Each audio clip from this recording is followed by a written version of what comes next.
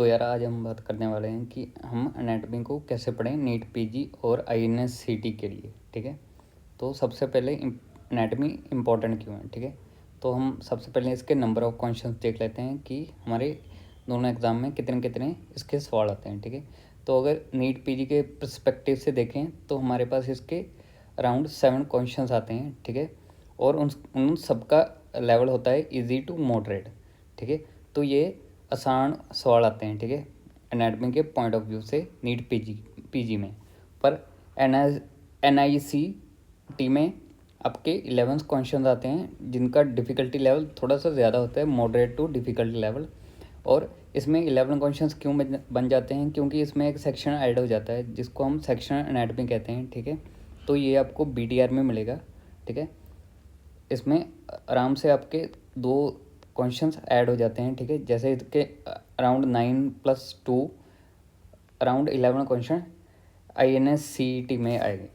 ठीक है, तो अब हम इसके रिसोर्सेज के बारे में बात कर लेते हैं कि हमें क्या क्या पढ़ना है। ठीक है, तो इसके लिए आपको 2 रिसोर्सेज लगेंगे। ठीक है, एक तो रैपिड रिवीजन और एक बीटीआर। ठीक है, और बोनस बीटीआर आपको इसके साथ ही मिल जाएगा। ठीक है, तो अब इन दोनों को पढ़ना कैसे है, रैपिड रिवीजन और बीटीआर को।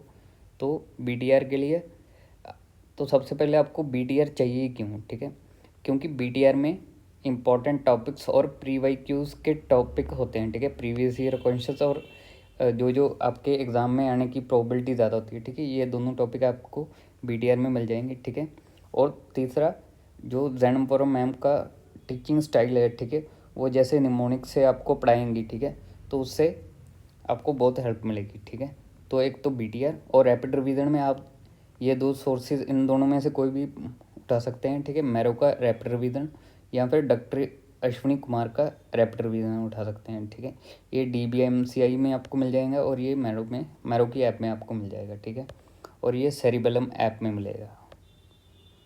तो अब आपकी स्ट्रेटेजी क्या होनी चाहिए। ठीक है, तो आपको बीटीआर और रैपिड रिवीजन दोनों को या तो आप सेक्शन वाइज पढ़ सकते हैं। ठीक है, या फिर आप सबसे पहले बीटीआर करिए और उसके बाद रैपिड रिवीजन करें। और क्योंकि ऐसा होता है कि बीटीआर में कई सवाल बीटीआर में आते हैं, कई इंपॉर्टेंट टॉपिक आपको बीटीआर में मिलेंगे, जो रह गए वो आपको रैपिड रिवीजन में मिल जाएंगे। ठीक है, तो आपके मोस्ट ऑफ द क्वेश्चंस इसमें कवर हो जाएंगे।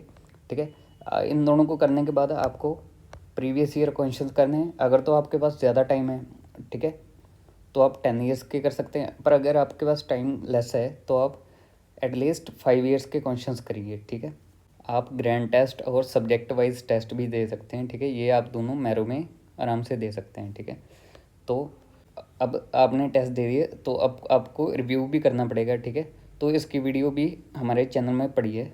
ठीक है, आपको लिंक डिस्क्रिप्शन में मिल जाएगा इस वीडियो के। ठीक है, तो after reviewing the grand test you have to add them into the main notes. ठीक है, तो ये आपको मेरी वीडियो में मिल जाएगा। ठीक है, link is in the description.